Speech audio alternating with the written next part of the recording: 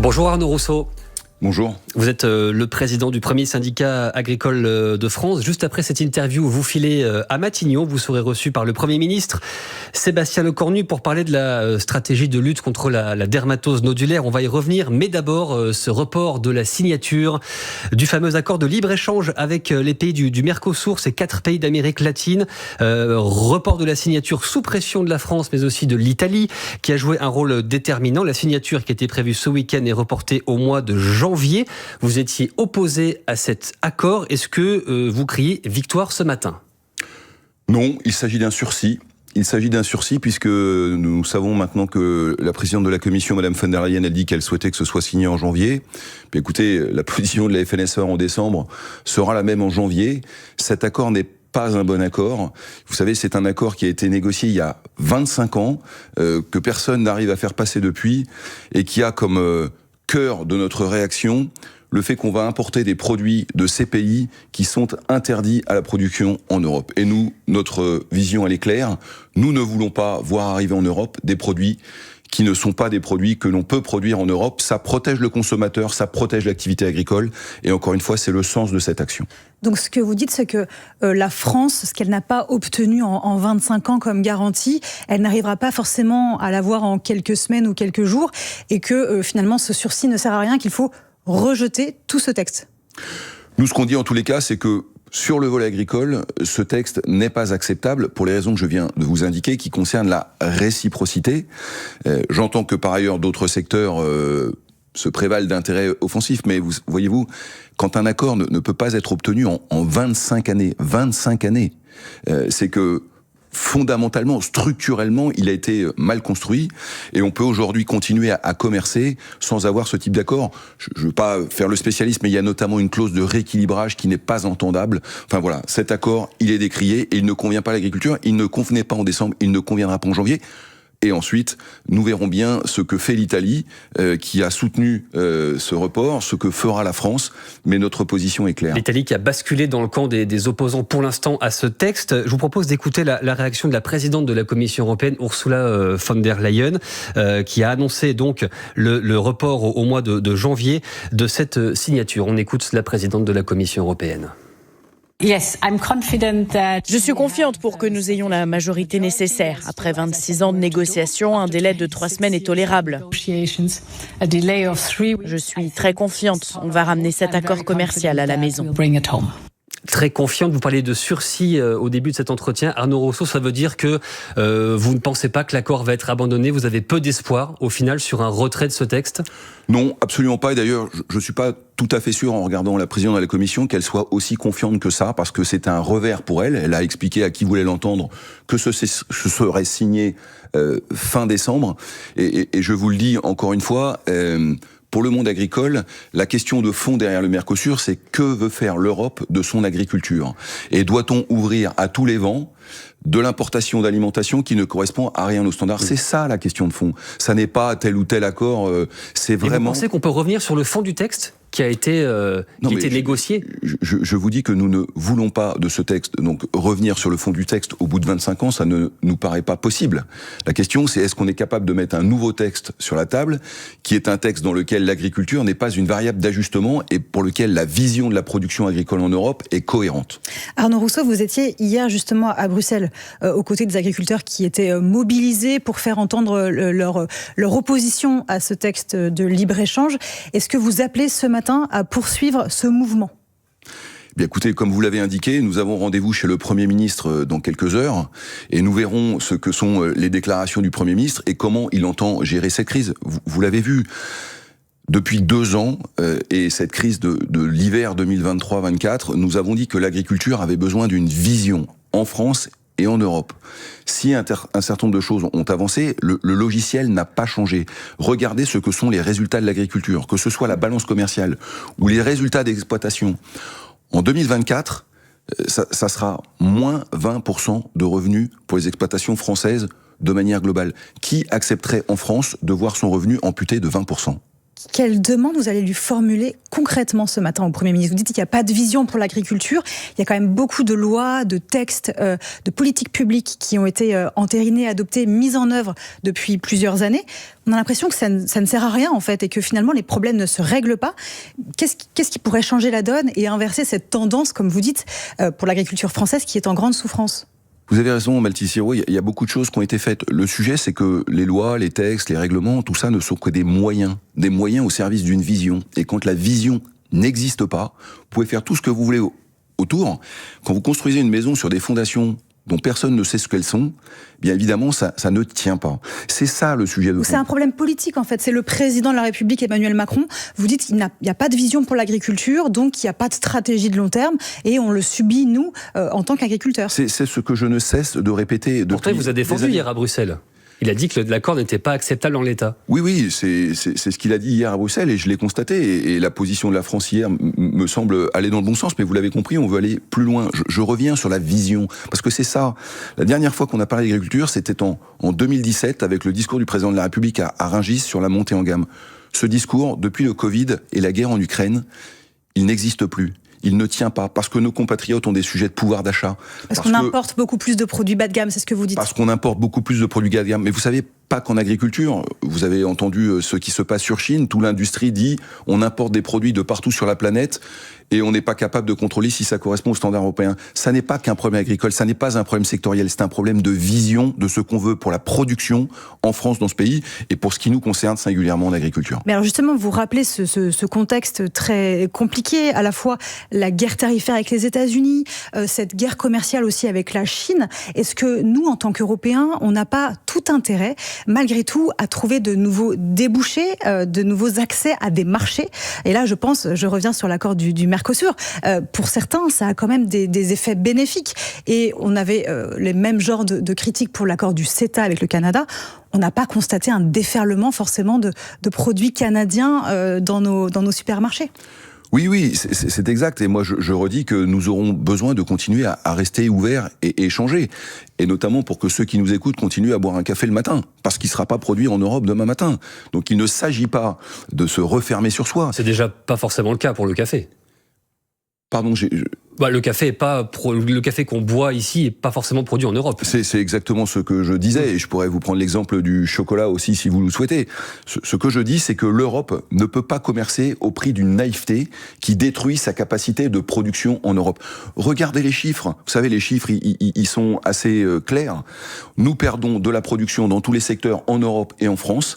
On produit de moins en moins, on importe de plus en plus notre alimentation. À un moment où on voit les tensions géopolitiques monter, si on ne se réarme pas sur la question alimentaire, nous le paierons très cher collectivement. Alors justement, sur les chiffres, si on entre dans le détail de ce que prévoit cet accord avant sa signature, l'arrivée de 16 millions de tonnes de sucre en provenance de ces 4 pays d'Amérique latine, 180 000 tonnes de volaille, 99 000 tonnes de bœuf. Mais si on parle du bœuf, parce que c'est ce produit qui inquiète le plus les agriculteurs français, 99 000 tonnes de bœuf, ça peut paraître énorme, mais en réalité, ça ne représenterait qu'1% de la production européenne.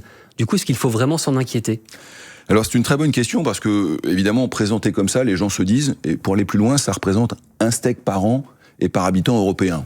Pas de quoi se lamenter, oui, me direz-vous. Mais le petit problème, c'est que, en fait, ce ne sont que des morceaux haut de gamme sur lesquels les pays européens font de la valeur, notamment la loyau. Et le deuxième sujet de fond, et c'est celui-là probablement le plus important qui heurte les agriculteurs, c'est que quand vous produisez de la viande bovine dans ces pays, vous la faites souvent avec des produits, notamment des antibiotiques accélérateurs de croissance, qui sont interdits en Europe depuis plus de 25 ans.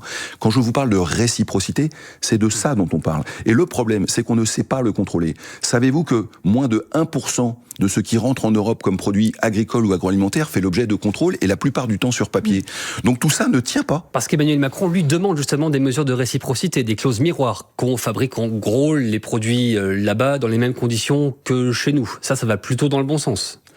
Oui, si on est capable de le contrôler, mais le commissaire européen Varhelyi, qui s'occupe des sujets alimentaires et de protection des consommateurs, dit lui-même que 1% est contrôlé, mais que personne ne s'inquiète, on va augmenter les contrôles de 50%. Eh bien, ça fera 1,5%. Et je suis désolé, mais à 1,5%, on ne contrôle rien. Vous n'avez pas confiance dans les Argentins, les Brésiliens, pour respecter nos normes ou pour ne pas utiliser des pesticides qui sont par exemple, interdits chez nous en Europe ?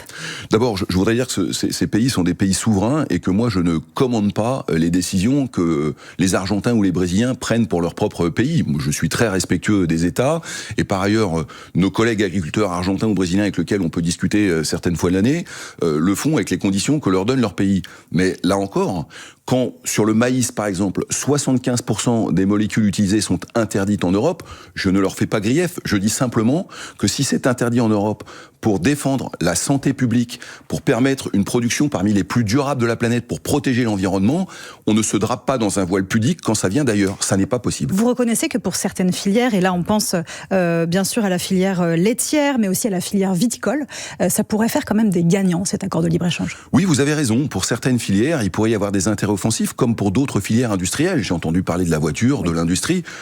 Très bien. C'est pour les Allemands notamment, la voiture. Oui, mais vous savez que l'Allemagne a la première industrie européenne, et donc elle défend ses intérêts. Mais la France a la première agriculture européenne. Et moi, j'entends que le président de la République défende les intérêts de la France. Et donc, vous parliez des filières qui ont des intérêts offensifs. Ils le disent, mais ils sont aussi très conscients que le faire dans des conditions déloyales d'échange, ça n'est pas tenable, et que si sur cet accord précis, ils peuvent avoir un intérêt offensif, peut-être demain sur d'autres, n'en auront-ils pas, et donc ils sont conscients que cette réciprocité, elle est nécessaire. Juste d'un mot sur l'attitude à adopter avant cette signature reportée donc au mois de janvier. Qu'est-ce que vous dites aux agriculteurs ? Est-ce qu'il faut bloquer en France certains endroits, certains ronds-points par exemple, jusqu'à la signature de cet accord ?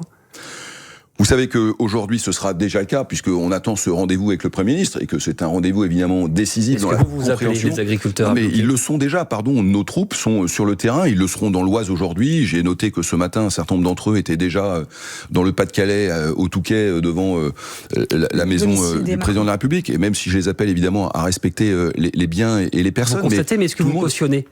Non, mais je redis que nous avons appelé nos troupes à nous mobiliser. Je pense que ce discours est clair. La question que vous me posez, c'est est-ce que finalement les agriculteurs vont prendre en otage les vacances de Noël auxquelles tiennent les Français ? Mon souhait, c'est qu'on puisse avoir une trêve de Noël et que nous ne sommes pas là pour ennuyer les Français et ne pas leur permettre de profiter de cette trêve de Noël. Mais par ailleurs, nous attendons un certain nombre de réponses. Et puis vous savez, d'ici le mois de janvier, il peut se passer encore beaucoup de choses. Voilà. Donc nous allons faire le point au terme de ce rendez-vous avec le Premier ministre. Nous annoncerons très clairement quelle est notre position. Mais vous le voyez, que ce soit dans le Sud-Ouest sur des questions sanitaires, que ce soit dans le Nord, que ce soit hier à Bruxelles, les agriculteurs, ils sont sur le pied de guerre. Et on parce va qu'ils continuer considèrent que la situation n'est pas tenable. De parler de la mobilisation des agriculteurs, cette fois contre la dermatose nodulaire, la gestion de la crise par l'État. C'est juste après le fil info à 8h47. L'essentiel avec Diane Ferchit.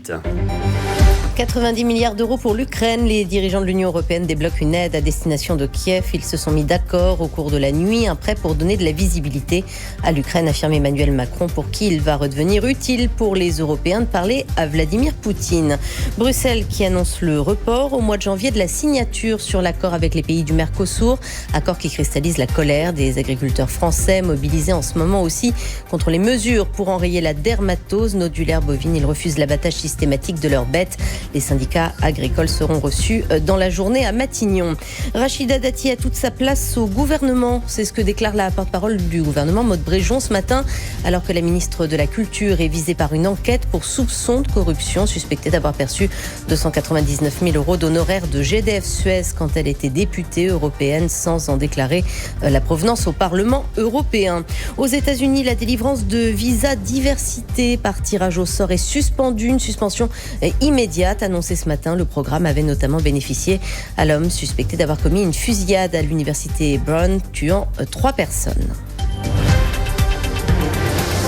France Info. Le 8-30 France Info, Thomas Séchier, Mathilde Siro. Merci d'être avec nous ce matin sur France Info. Nous sommes toujours avec notre invité ce matin, Arnaud Rousseau, président de la FNSEA, principal syndicat agricole en France. Nous l'avons dit, vous allez être reçu dans une petite heure maintenant avec le Premier ministre Sébastien Lecornu. Alors, on a longuement évoqué ce sujet du Mercosur et l'autre colère, évidemment, c'est cette crise sanitaire. L'épidémie de dermatose nodulaire contagieuse, la DNC. Avec la FNSEA, vous étiez plutôt en soutien à la doctrine sanitaire mise en place par le gouvernement, la politique d'abattage, de vaccination.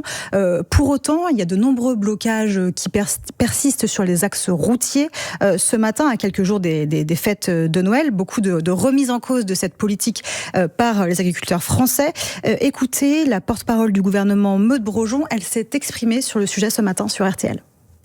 Les Français doivent pouvoir aller retrouver sereinement leur famille, de même que les commerçants, parce qu'on est aussi dans une période où les commerçants travaillent beaucoup, doivent pouvoir faire fonctionner leur commerce et leur entreprise. Nous ne tolérerons plus de nouveaux blocages et nous ferons tout ce qui est nécessaire, et je le dis aux gens qui s'apprêtent peut-être à partir, pour que les Françaises et les Français puissent aller retrouver sereinement leur famille. À partir de quand ?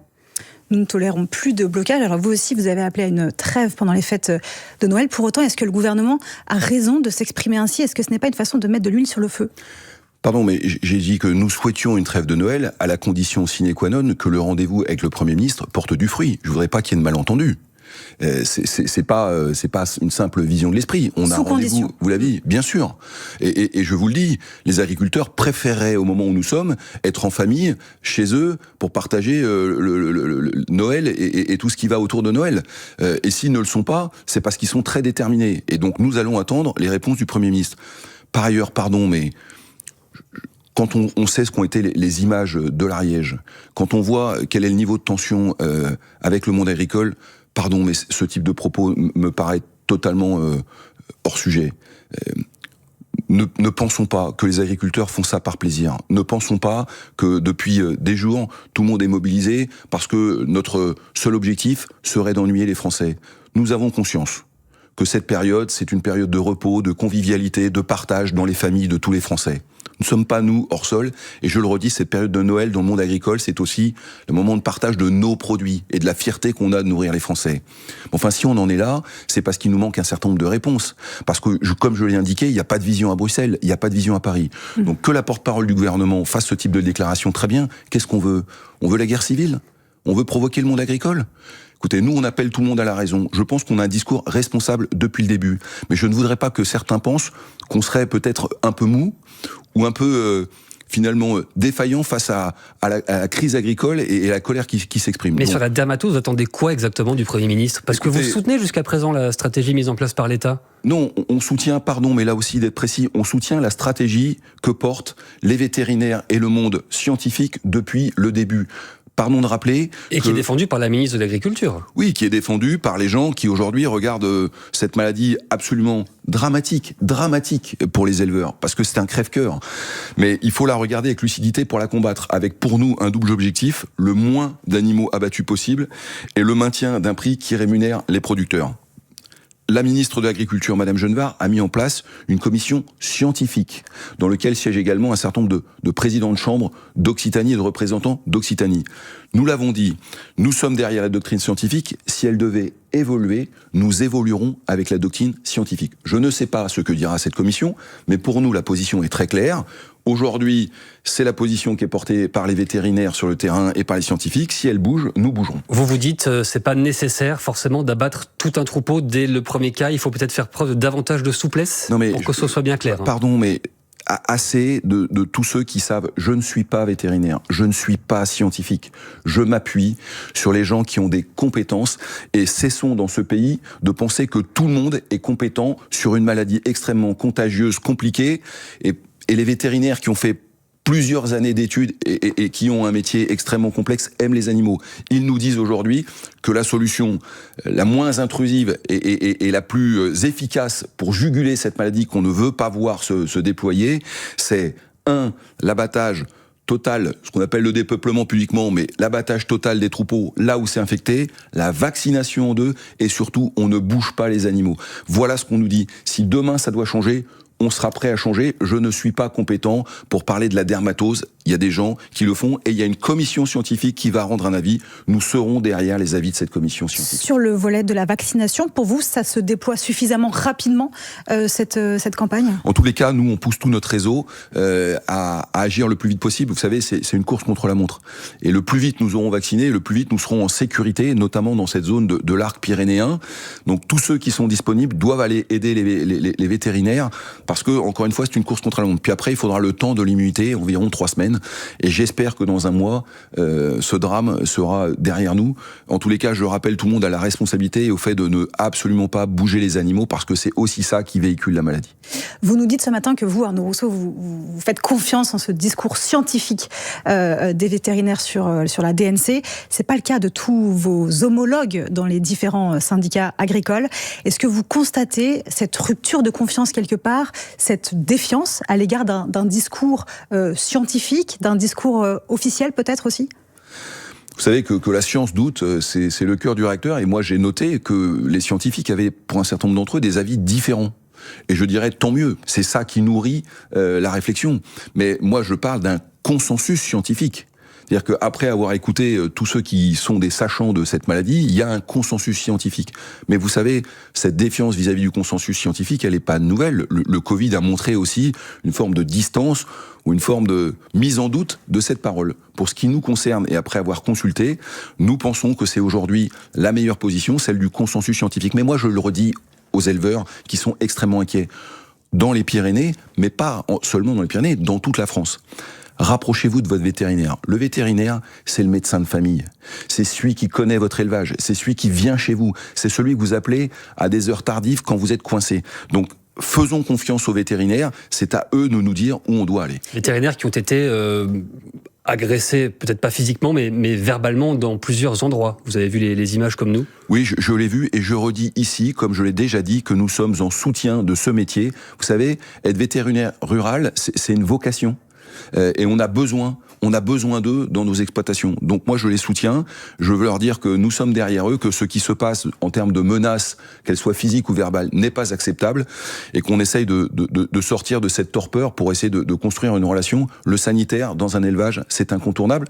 Je dis un mot aussi pour ceux qui aujourd'hui ont la grippe aviaire, je pense notamment au Grand Ouest et à Vendée, qui subissent aussi sur le plan sanitaire une période extrêmement difficile. Est-ce qu'il y a un risque que, ici ou là, des éleveurs ne signalent pas des cas de DNC ou même de grippe aviaire ? Oui, certains l'ont annoncé, l'ont dit. Ne faites pas ça, de grâce, ne faites pas ça, je le dis aux éleveurs. C'est la meilleure manière de continuer à ce que la maladie perdure.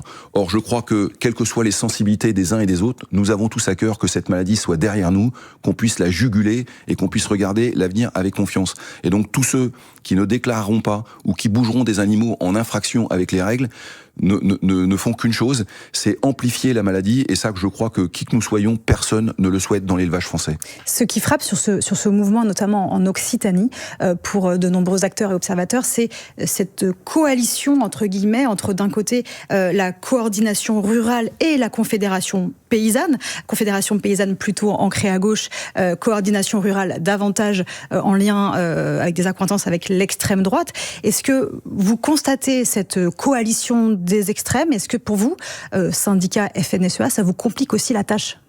Encore une fois, je l'ai dit, la FNSEA n'est pas un syndicat politique, et nous avons au sein de nos rangs des gens aux sensibilités très différentes. Il y en a qui sont sur les barrages d'ailleurs. Absolument. Et j'observe que certains en voudraient en faire un sujet politique. Le sanitaire n'est pas un sujet au traitement politique, c'est un sujet qui doit être réglé sur le terrain, c'est techniquement. Après qu'il y ait des débats scientifiques, qu'il y ait des débats politiques pour dire que le gouvernement n'a pas été vite, ou que la parole... C'est vrai ça, le gouvernement n'a pas agi suffisamment vite. J'observe que sur les vaccins, l'accélération va dans le bon sens, j'observe qu'un certain nombre de choses sont mises en place. Mais là aussi, n'oublions pas que la DNC n'est pas arrivée en Occitanie. Elle était en Savoie à la fin du mois de juin, et moi je n'ai entendu personne depuis 4 mois parler de la dermatose, personne. Et nous y étions, nous, à l'accompagnement des éleveurs. Donc ne faisons pas de ce sujet un sujet politique. Après qu'il y ait des sujets politiques et qui opposent les syndicats, c'est pas nouveau. Et c'est pour ça que moi, ce qui m'intéresse, c'est la vision. Et je le redis, en Occitanie, la DNC est la goutte qui fait déborder le vase. Parce qu'en Occitanie, la viticulture, l'état sanitaire, les grandes cultures, rien ne va. Les gens n'ont plus de revenus et ils ont besoin d'avancer. Merci beaucoup Arnaud Rousseau, président de la FNSEA, premier syndicat agricole de France. Vous avez rendez-vous dans 1 heure maintenant à Matignon avec le Premier ministre. Merci et bonne journée.